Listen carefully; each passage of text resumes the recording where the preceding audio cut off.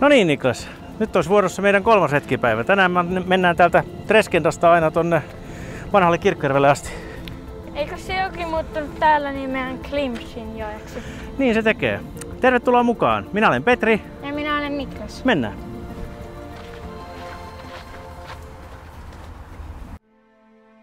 Treskendan kartano perustettiin 1700-luvulla. Kartanon ensimmäiset omistajat olivat Viaporin upseereita ja virkamiehiä. Aurora Karamzinin isäpuoli, senaattori, sittemmin prokuraattori ja vapaaherra Carl Johan Walleen, osti tilan 1820 perheelleen kesänviettopaikaksi. Walleen rakennutti uuden päärakennuksen sekä Carl Ludwig Engelin suunnittelemat Tiilisen viljamakasiinin ja Diana-temppeliksi kutsutun huvimajan. Hän myös muokkasi puistosta symmetrisen ranskalaisen puiston.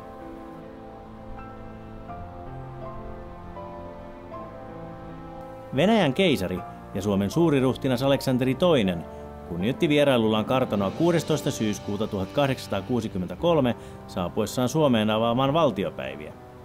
Keisarin vierailua varten Treskendaan rakennettiin 6-kulmainen käymälärakennus ja väliaikainen tanssiaissali. Nykyisin kartanon omistaa Espoon kaupunki, joka hankki sen omistuksensa jo 1920-luvulla.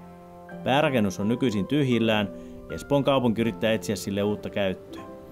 Puiston monet rakennukset ovat päässeet huonoon kuntoon ja ne kaipaisivatkin pikaisia korjaustoimia.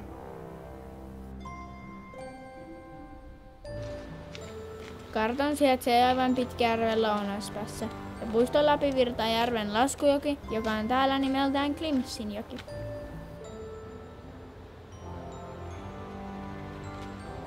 Lähdetään katsomaan, miltä joki näyttää.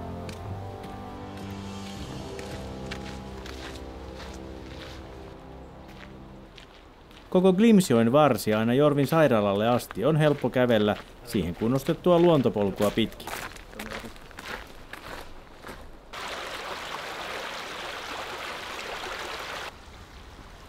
Kato, tuossa on tämmönen pikku koski. Jep. Näkyyköhän tässä kaloja missä? En usko.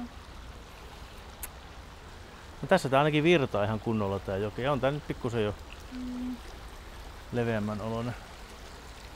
Jep. Aika synkkä tää metsä. Niinpä. Minkähän takia noita puita on kaatunut tosta ympäri? Aika paha kysymys. Onkohan joku leikannut? Niin, vai onko ne myrsky kaatunut? Vai kuvattu?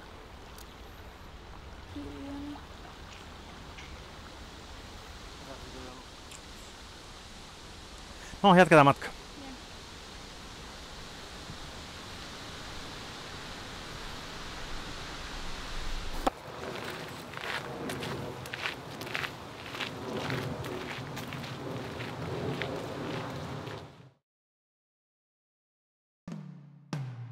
Treskendan puiston jälkeen joki kulkee uuden rakenteella olevan Myllykylän asuinalueen, vanhan pellon, reunaa myöten aina Ingakseen asti.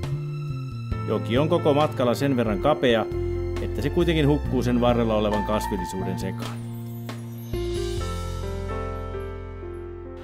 Tästä Ingaksen asuinalueen kupelta alkaa joen ehkä merkittävimmät koskiosuudet, jotka ovat kuin ihmeen kaupalla säilyneet jotakuinkin luonnontilaisina.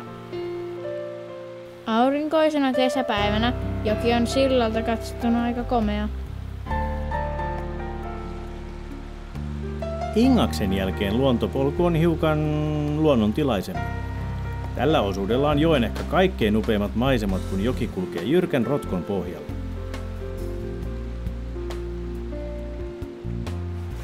No ei tää vieläkään mikään Colorado ole, mutta on tää jo paljon isompi kuin se pikku puro siellä Tremessäärillä. Aika kirkasta vettä, eikö se ole? Mä uidaan. Aika matala, ei siinä oikein uida voi, mutta jos siinä kaloja olisi, niin ne kyllä näkyisi hyvin. Eipä vaan näy. Nämä olisi kyllä hyviä paikkoja taimenelle. Täällä orava. Kato, sekotella on kiitos.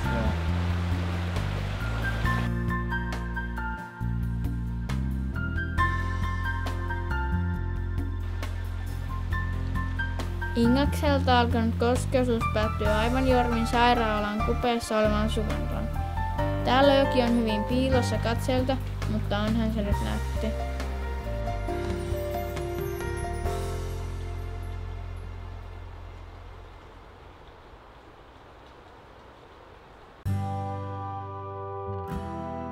Jorvin jälkeen Glimsin joki kiemurtelee peltomaisemassa Fallowkerin ja Glimsin talomuseon välissä kohti vanhaa Kirkkojärveä. Pelto on erilaisten aarteenetsijöiden suosiossa keväisin ja syksyisin. Täältä on löytynyt muun muassa vanhoja kolikoita ja työkaluja. Espoon vanhimmat asumukset ovat olleet näillä pelloilla.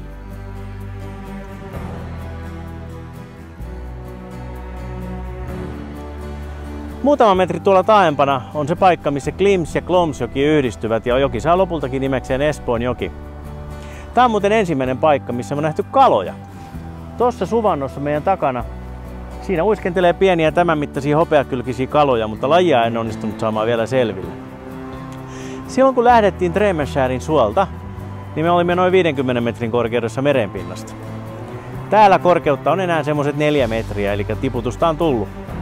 Tästä eteenpäin joki virtaakin melko maltilliseen tahtiin, että koskipaikkoja ei montaa ole. Tähän päättyy tämänkertainen jaksomme. Ensi kerralla ohjelma on vanha Kirkkojärvi ja Espoon keskus. Siihen asti näkemiin! Näkemiin.